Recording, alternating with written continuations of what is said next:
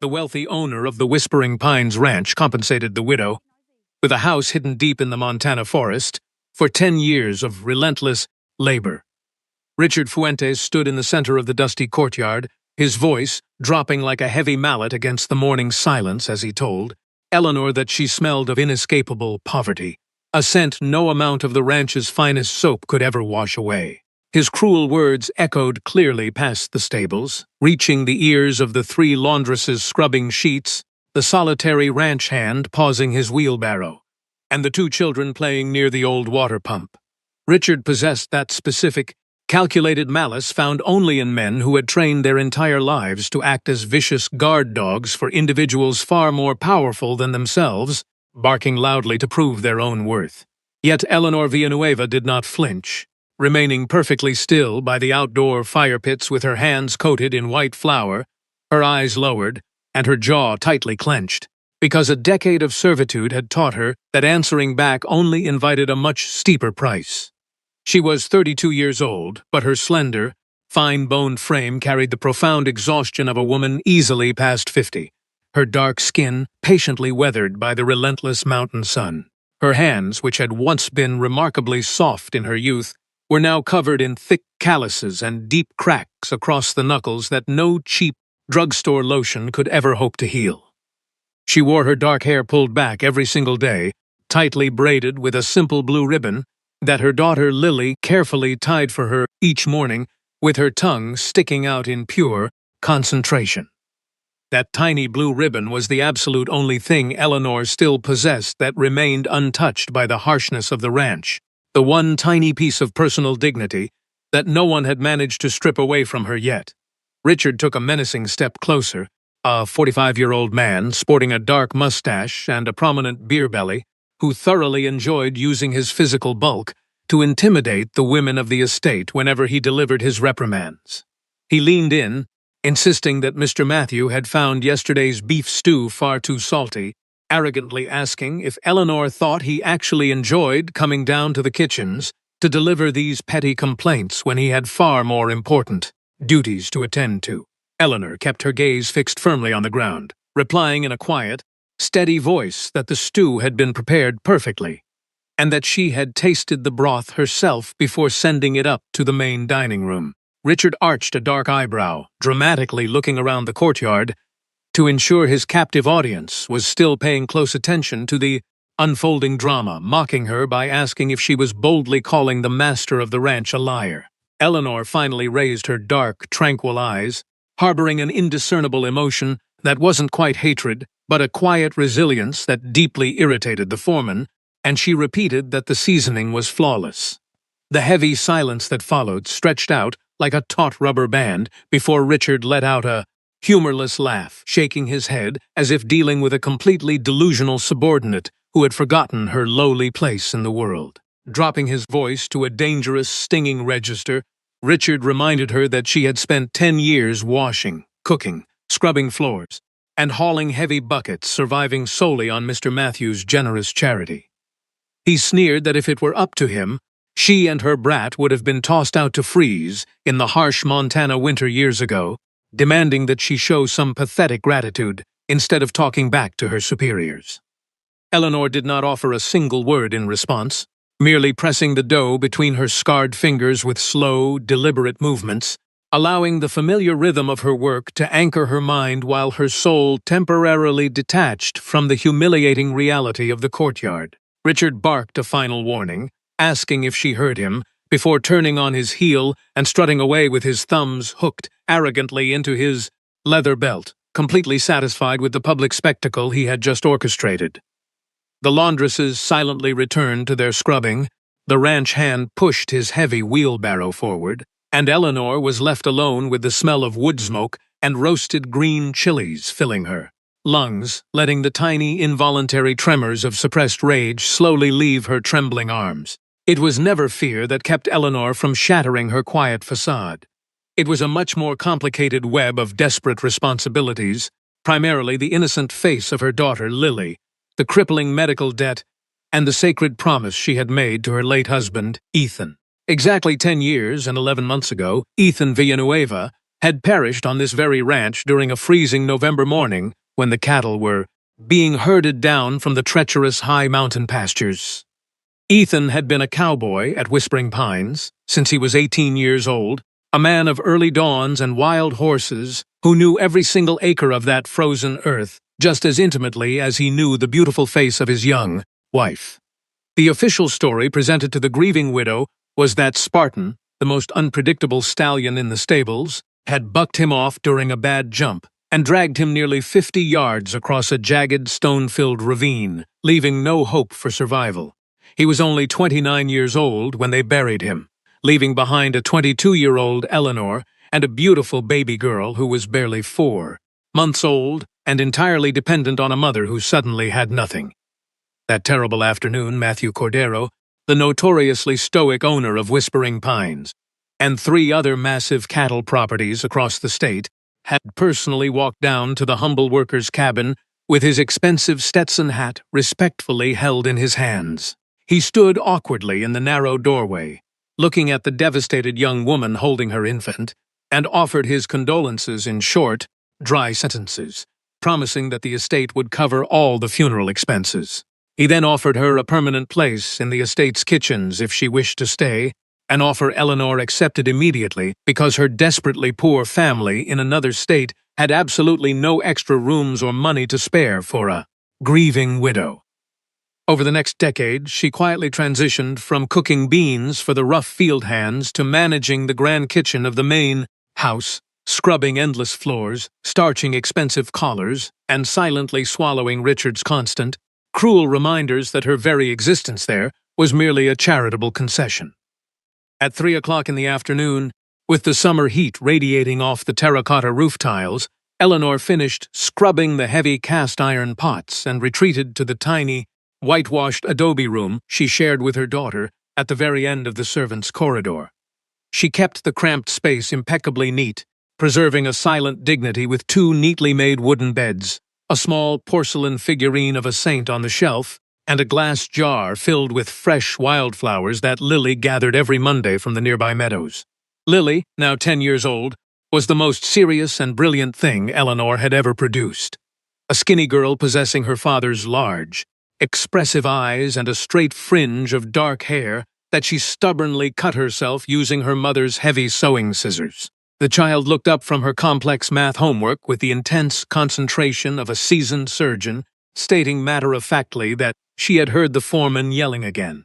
prompting Eleanor to sit wearily on her bed and take off her heavy work shoes. They shared a small, quiet laugh when Lily fiercely declared that her mother smelled of wonderful spices and clean soap, while the foreman permanently reeked of the horse stables. A brief moment of levity that slightly eased the crushing weight pressing against Eleanor's exhausted chest. Yet, staring at the dark wooden beams of the ceiling, Eleanor's mind drifted back to the agonizing $3,000 she still owed the estate for Lily's emergency appendix surgery the previous winter. The ranch aggressively deducted the payments directly from her meager wages, leaving her with barely $800 a month to pay for winter coats, cough medicine, school supplies, and the absolute basic necessities of their fragile survival. That evening, long after the vast Montana ranch had surrendered to the pitch-black darkness, a young messenger knocked softly on her door, chilling her blood by announcing that Mr. Matthew was demanding her immediate presence in his private study, a place she had never been summoned to in 10 years. The heavy mahogany door of Matthew Cordero's private study opened into a massive room that smelled distinctly of aged leather, stale pipe tobacco, and the kind of generational wealth that never needed to boast because it had been accumulating silently for over a century. Eleanor stepped inside nervously, taking in the imposing stone walls, the thick wooden ceiling beams, and the intricate ceramic tiles bordering the grand unlit fireplace. Feeling completely out of place in her simple, flour-dusted kitchen apron, Matthew sat perfectly still behind a massive desk covered in meticulously organized financial ledgers, illuminated only by a single brass lamp that cast deep, serious shadows across his handsome but fiercely weathered 38-year-old face. He was not a conventionally attractive man, but rather a man carved from hard decisions and heavy burdens, possessing firm jaws, light brown skin, and dark hair that was just beginning to show the very first threads of silver at his temples. He did not immediately look up when she closed the heavy door, waiting until she stood completely motionless near the threshold, before gesturing vaguely toward the leather chair opposite him, silently commanding her to sit. Eleanor perched carefully on the very edge of the luxurious chair, keeping her spine perfectly straight and her calloused hands folded neatly in her lap, instinctively practicing the survival tactic of taking up as little physical space as possible in the presence of powerful men. Matthew observed her in profound silence for a long moment, not with the predatory scrutiny of his foreman, but with the direct, calculating gaze he usually reserved for evaluating the structural integrity of a new barn or the health of a newborn calf. He quietly mentioned the ugly incident with Richard in the courtyard, stating plainly that the beef stew was perfectly fine, speaking with the absolute naturalness of a man noting that the sky above the mountains was blue. Eleanor's heart skipped a beat, expecting a harsh reprimand, but instead she found herself cautiously agreeing that Richard often overstepped his boundaries, leaving her completely baffled as to why the master of the estate had summoned her at 10 o'clock at night to discuss lunch. Matthew leaned back in his heavy chair, crossing his thick arms, and asked her exactly how long she had been working at the ranch, his tone shifting into something heavier and far more personal. Eleanor replied without a single second of hesitation, stating that it had been exactly 10 years, 11 months, and 12 days since she began, counting from the exact morning after she had buried her husband in the frozen earth. A flicker of something resembling a painful smile crossed Matthew's stoic face as he asked about Lily, inquiring about her age, her performance in the local school, and her ambitious dreams of one day becoming a respected doctor or a dedicated teacher. No one in authority had ever bothered to ask about the cook's daughter before, and Eleanor answered with a fierce, guarded pride, though her stomach twisted with anxiety, desperately wondering where this highly unusual and intimate interrogation was ultimately leading. Leaning forward and clasping his large hands together on the desk,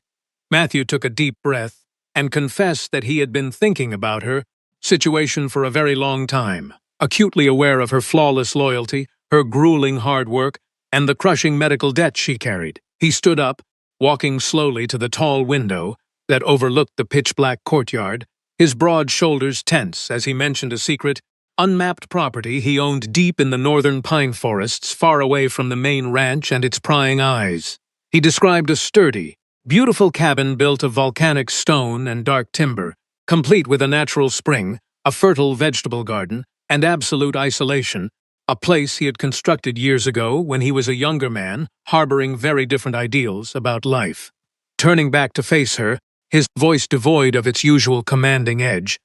he plainly stated that he wanted to give the cabin and the surrounding land entirely to her and Lily as a permanent payment for her 10 years of honest, unbreakable servitude. Eleanor instinctively shot up from her chair, her mind reeling in pure shock, stammering that she could not possibly accept such an extravagant gift, because a fully functional estate was worth infinitely more than her decade of cooking and scrubbing floors. Matthew gently but firmly asked her to sit back down, his voice carrying the unfamiliar, vulnerable weight of a desperate plea rather than an order, admitting that there were crucial, painful things she needed to know before she made any final decisions.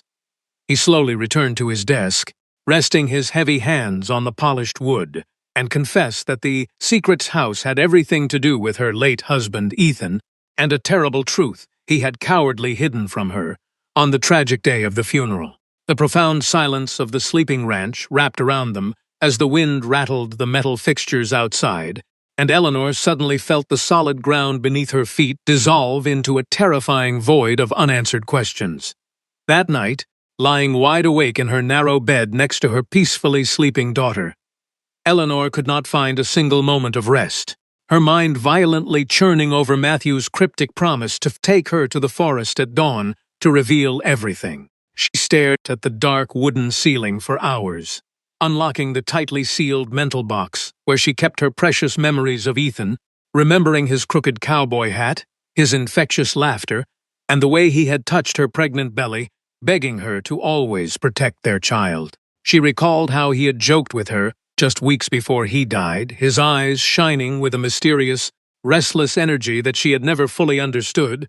an energy that now felt intrinsically connected to the explosive secret Matthew was preparing to unleash. She prayed desperately for strength, washing her face in the freezing basin water long before the sun rose, preparing breakfast for the crew with automatic, robotic precision before kissing Lily's forehead and sending her off to the local schoolhouse. At exactly 8 o'clock in the morning, Ulysses, the stable boy, informed her that the master was ready, and she found Matthew waiting near the stables with 2 saddled horses, one a gentle brown mare for her, and a massive dark gelding for himself. They rode out in absolute silence, leaving the dusty trails of the main ranch behind and steadily ascending into the northern mountains, where the air grew noticeably colder, carrying the sharp, clean scent of damp earth and ancient pine needles. The dense forest canopy eventually swallowed the trail entirely, forcing them to dismount and carefully navigate on foot through a maze of massive trunks, fallen logs, and shallow, bubbling creeks guided only by Matthew's flawless, memorized knowledge of the hidden terrain. Suddenly, the claustrophobic trees parted to reveal a breathtaking, sunlit clearing, a hidden sanctuary of green grass and wild yellow flowers, featuring a beautiful stone cabin with a welcoming green door, a red tile roof, and a sturdy porch looking out over a pristine natural spring. Stepping inside the surprisingly well-maintained cabin, Eleanor inhaled the pleasant scent of dry, aged wood, taking in the simple but sturdy furniture, the cast-iron stove, and a single, striking black-and-white photograph resting proudly above the stone mantelpiece. She stepped closer to the image, her breath completely catching in her throat, as she stared at the face of a handsome young man wearing a cowboy hat, possessing the exact same infectious, eye-crinkling smile that had belonged to her beloved Ethan. Trembling, she demanded to know who the man in the photograph was, her voice barely a whisper in the quiet room, and Matthew stepped up beside her, staring at the picture with an expression of profound, exhausted resignation.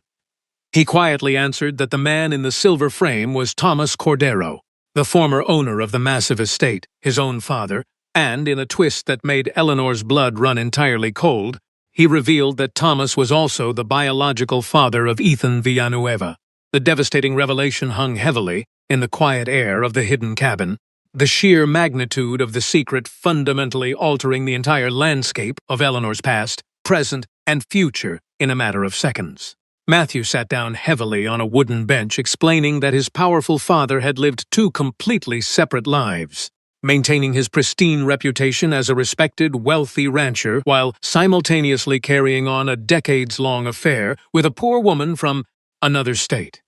Ethan, he explained, was his half-brother, a truth Matthew had secretly known since childhood, and this beautiful, secluded cabin had been secretly built for Ethan so that he could finally possess a piece of the world that wasn't dictated by the suffocating hierarchies of the Cordero Empire. Yet, before Matthew could formally hand over the deed to his brother, the tragic accident with the horse had stolen Ethan away, leaving the cabin abandoned, and Matthew paralyzed by a suffocating mix of grief, guilt, and a cowardice he had never been able to shake. Eleanor's eyes remained completely dry, her mind operating with a terrifying, ice-cold clarity as she stared directly at the wealthy rancher, demanding to know what this hidden lineage had to do with the specific details of her husband's violent death. Matthew looked down at his rough hands, his voice dropping to a harsh, agonizing whisper as he confessed that Ethan's brutal demise was not an accident at all, because the highly trained horse, Spartan, would never have thrown a rider he had known since birth. Richard, the cruel foreman who had served Thomas Cordero for years and knew all the family's darkest secrets, had deliberately spooked the massive stallion with a heavy rope while Ethan was distracted, ensuring the young man fell and deliberately making sure he never stood back up. Ethan had recently started demanding basic familial recognition, threatening the pristine public legacy of the Cordero name and the inheritance, and while Matthew had tried to placate him with empty, polite lies, Richard had taken it upon himself to permanently eliminate the perceived threat to the estate.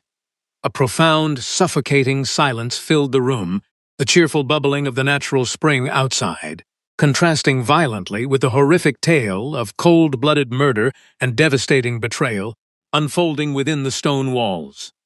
Eleanor crossed her arms tightly over her chest, turning her back to Matthew to stare blindly out the window, realizing with sickening clarity that the arrogant man who had tormented her and mocked her poverty for 10 years was the exact same monster who had slaughtered her husband. She felt a burning, volcanic rage bubbling in her throat, furious at Richard for his murderous cruelty, but equally furious at Matthew, who had known the terrible truth for a full decade and had chosen to protect his family's precious reputation over delivering justice to a grieving widow. When she finally turned back around, her voice was a lethal, quiet weapon as she asked the millionaire what he planned to do now,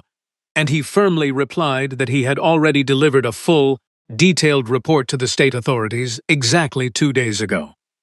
They left the cabin and walked back through the dense, majestic pines, the atmosphere between them radically transformed by the purging of a toxic 10-year-old secret, replacing the old, oppressive silence with a strange, heavy sense of shared purpose.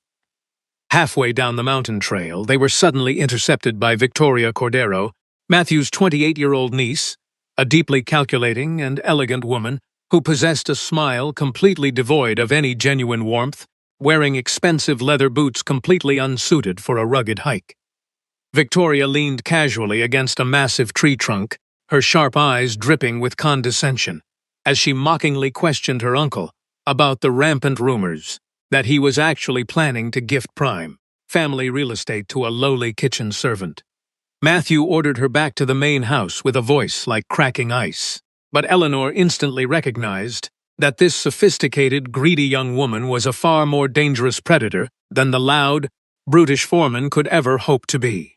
Later that exact same afternoon, Richard was abruptly summoned to the main office, swaggering proudly across the courtyard with his usual arrogant strut, completely unaware that the fragile foundation of his cruel little kingdom was about to violently collapse. Eleanor watched him from the kitchen window, her hands submerged in hot, soapy water, feeling a profound sense of cosmic justice as she witnessed the exact moment the bully walked blindly into the devastating consequences of his own monstrous actions.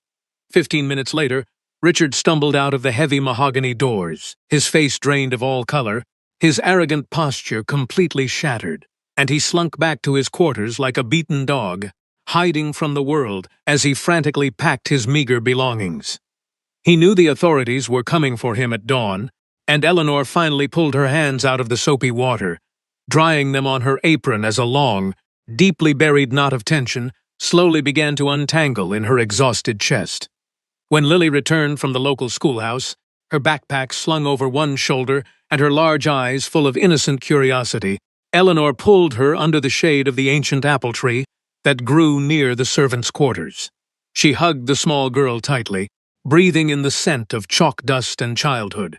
and told her in a steady, loving voice that her father had been a truly remarkable, important man, far greater than anyone in this valley had ever realized. Lily accepted this grand statement with her usual surgical seriousness, resting her head against her mother's shoulder as the Montana sky slowly turned a brilliant, bruised shade of orange over the sprawling terracotta roofs of the massive ranch. Eleanor did not tell her the horrific details of the murder or the impending arrest, shielding her daughter's heart for just a little while longer, gathering her own strength for the inevitable storm that Victoria was undoubtedly preparing to unleash upon them. The very next morning, before the kitchen fires were even lit, an unmarked white truck carrying 2 serious investigators rolled quietly into the main courtyard, cutting through the thick, freezing fog that blanketed the sleeping valley. Richard emerged from his room, carrying a single canvas duffel bag, escorted closely by one of the armed men, and as he walked past the kitchen window, he locked eyes with Eleanor, who stood perfectly still in the doorway, offering him absolutely no pity, no smile, and no forgiveness. The broken foreman lowered his gaze in absolute defeat, climbing into the back of the white truck, effectively ending his 10-year reign of terror, while the remaining staff watched in stunned, breathless silence from the edges of the courtyard. However, high up in the luxurious guest wing of the main house, Victoria watched the arrest with calculating, narrowed eyes, immediately dialing her expensive cell phone to demand fake financial records from her corrupt contacts, determined to crush the kitchen servant once and for all. 3 days later, the trap was aggressively sprung in the middle of the busy courtyard, led by Edward, the compromised ranch manager who proudly served Victoria's vicious interests whenever Matthew was away on business trips to the city. Edward brandished a thick manila envelope, loudly accusing Eleanor of systematically stealing $4,000 from the household petty cash over the last 3 weeks, presenting 3 sheets of official-looking ledgers that clearly bore a sloppy forgery of her signature. Eleanor calmly wiped her hands on her apron, her eyes darting to the sweeping balcony where Victoria stood casually sipping a cup of expensive coffee, smiling down at the manufactured destruction of a poor widow's life. Ignoring Eleanor's calm insistence that the signatures were blatant fakes, Edward smugly delivered his final, devastating blow, ordering the widow and her young daughter to pack their belongings and completely vacate estate premises within exactly 48 hours. With only $800 to her name, and 48 hours ticking down like a bomb, Eleanor had absolutely no choice but to seek immediate refuge in the small, gossipy town of Silver Creek, located roughly 10 miles down the mountain from the sprawling estate. She arrived with her heavy canvas bags and Lily clinging tightly to her hand, knocking desperately on the bright blue door of Catherine Bustamante, a fiercely independent 74-year-old widow, who possessed a spine of absolute steel and a house full of sleeping orange cats. Catherine opened her door and ushered them inside without a single moment of hesitation, asking no intrusive questions as she immediately began warming up a large pot of homemade beans and pressing fresh tortillas, embodying the kind of ancient, selfless hospitality that expected nothing in return. Only after Lily had fallen deeply asleep in the tiny sewing room, her precious jar of wildflowers resting safely on the nightstand, did the 2 older women sit down at the worn kitchen table with steaming mugs of black coffee to finally discuss the catastrophe. Eleanor carefully explained the sudden, vicious accusation, the blatantly forged signatures on the financial ledgers, the cruel 48-hour eviction notice, and the smug, terrifying smile Victoria Cordero had worn on the balcony while orchestrating the complete destruction of their fragile lives. Catherine listened intently, her wrinkled hands wrapped tightly around her warm mug, her sharp eyes studying the intricate embroidery of the tablecloth as she systematically processed the devastating chain of events with the sharp clarity of a woman who had seen decades of small-town corruption. When Eleanor finally finished her heartbreaking tale, the kitchen fell into a thick, pregnant silence, broken only by the rhythmic ticking of the antique clock on the wall and the soft snoring of a fat orange cat curled up near the cast-iron stove. Finally, Catherine let out a long, heavy sigh that seemed to originate from the very soles of her feet, telling Eleanor to brace herself because the forged signatures were actually the least of their problems, and it was time to unburden a horrific secret of her own. The elderly woman revealed that exactly 10 years ago, during a prolonged period of terrible insomnia, she had been sitting quietly on her dark back porch, in the middle of the freezing November night, when she witnessed something that had haunted her conscience ever since. At exactly 1:30 in the morning, she saw Richard's familiar ranch truck speeding recklessly down the dirt road that bordered her property, the vehicle bouncing violently over the ruts, clearly returning from the high pastures where Ethan's broken body would be found the next day. Catherine's voice dropped to a near whisper as she described seeing a thick, heavy lariat rope tossed carelessly in the back of the speeding truck, a rope that was unmistakably stained with dark, fresh blood that gleamed sickeningly under the bright light of the full moon. She confessed, with tears welling in her ancient eyes, that Richard had briefly locked eyes with her as he sped past, and her paralyzing fear of the powerful Cordero family's wrath had forced her to keep her mouth entirely shut for a full decade. Eleanor sat perfectly still, her hands trembling so violently that she had to press them flat against the wooden table, the horrifying image of the bloody rope confirming every gruesome detail Matthew had confessed in the hidden mountain cabin. Catherine looked up, her expression hardening into absolute resolve, and firmly declared that she was finally ready to go to the state authorities and swear under oath about exactly what she had seen that night, completely regardless of the consequences. She stated passionately that her cowardly silence had directly contributed to Eleanor's 10 years of poverty and suffering, and since Richard was already in police custody, she was determined to ensure he never saw the outside of a prison cell ever again. Eleanor reached across the table, tightly gripping the older woman's frail but steady hands, feeling an overwhelming wave of gratitude and sorrow crashing over her, realizing that the truth, no matter how terribly delayed, possessed an undeniable, earth-shattering power. Eleanor spent the rest of the agonizing night sitting alone in the dark kitchen, her coffee turning completely cold as she obsessively mentally reviewed the tragic chain of cowardice and cruelty that had brutally dictated the course of her entire adult life.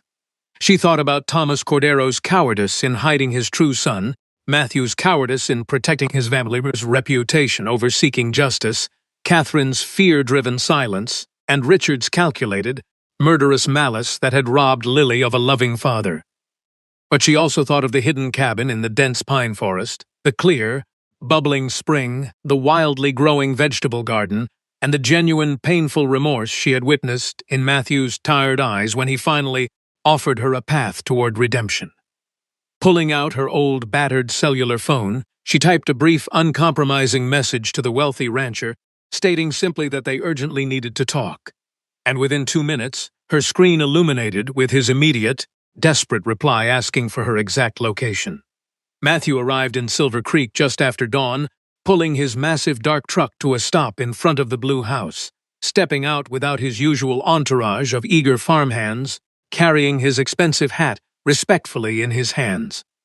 Catherine greeted him at the door with an expression of suspended judgment, leading him to the backyard where Eleanor sat rigidly under a large fruit tree, her arms crossed defensively, waiting to confront him about his niece's vicious, manufactured lies. Matthew sat down heavily in a wooden chair, immediately confessing that he already knew about Victoria's forged documents, revealing that Edward the manager had tearfully called him in the middle of the night, utterly consumed by guilt, resulting in Edward's immediate, permanent termination from the estate. However, Eleanor firmly pointed out that firing a corrupt manager did absolutely nothing to legally invalidate the fake ledgers that were currently destroying her reputation, demanding to know exactly how he planned to stop his ruthless niece from stealing the cabin.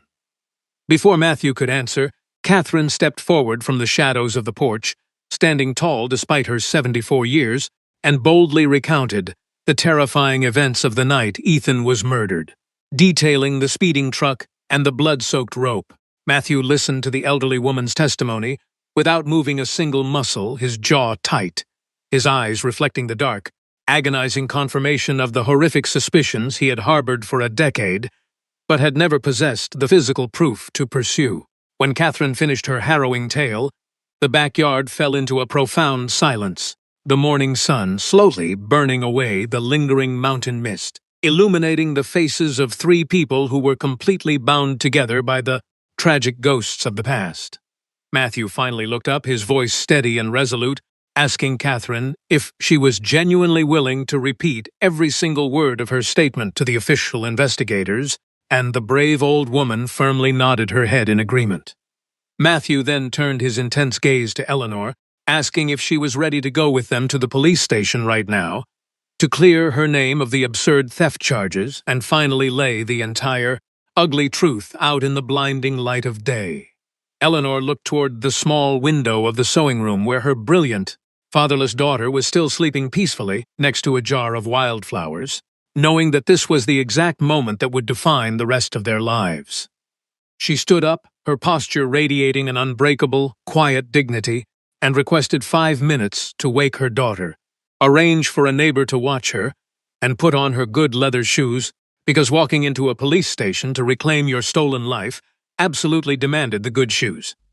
Matthew simply nodded, a look of profound, genuine respect washing over his weathered face, deeply admiring the incredible, unyielding strength of the woman who had survived 10 years in the shadows and was now stepping fiercely into the light. The small police station in Silver Creek was a cramped, depressing room painted a terrible shade of mustard yellow, smelling permanently of burnt instant coffee, cheap floor wax, and the desperate anxiety of the local citizens who passed through its doors. Eleanor arrived exactly at 10 o'clock in the morning, wearing her good brown leather shoes, flanked closely by Catherine, holding her black purse like a shield, and Matthew, whose imposing physical presence instantly commanded the attention of everyone in the room.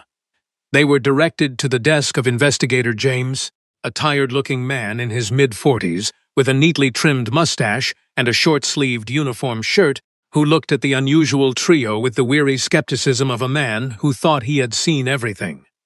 Matthew introduced them, stating formally that they were there to provide crucial evidence regarding the ongoing murder investigation of Richard Fuentes, prompting the investigator to immediately open a thick, heavily stamped file folder resting on the corner of his cluttered desk. After years of silence, Catherine finally gave investigators a detailed statement about the evidence she had witnessed in Ethan's murder case, explaining that fear of retaliation had kept her quiet for 2 decades. Eleanor also presented proof that Victoria had fabricated theft accusations and forged records to force her off the estate and block the transfer of the Forrest property. The investigators quickly recognized the fraud and promised legal action.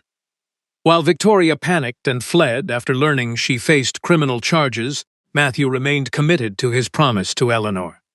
At the notary's office, Eleanor officially became the owner of the Forrest cabin and surrounding land, while Matthew revealed that he intended to confess his own years of silence about the murder and accept responsibility so that justice could finally be served.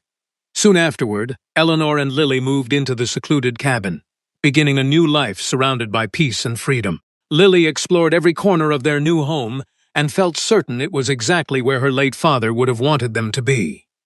Months later, the courts sentenced Richard for Ethan's murder, and Victoria accepted punishment for her forgery crimes, losing any claim to the property. As the seasons passed, Eleanor restored the garden, Lily adopted a loyal dog named Scout, and the cabin gradually became a true home where old wounds could finally begin to heal. A year later, Matthew visited the cabin and was warmly welcomed by Eleanor and Lily.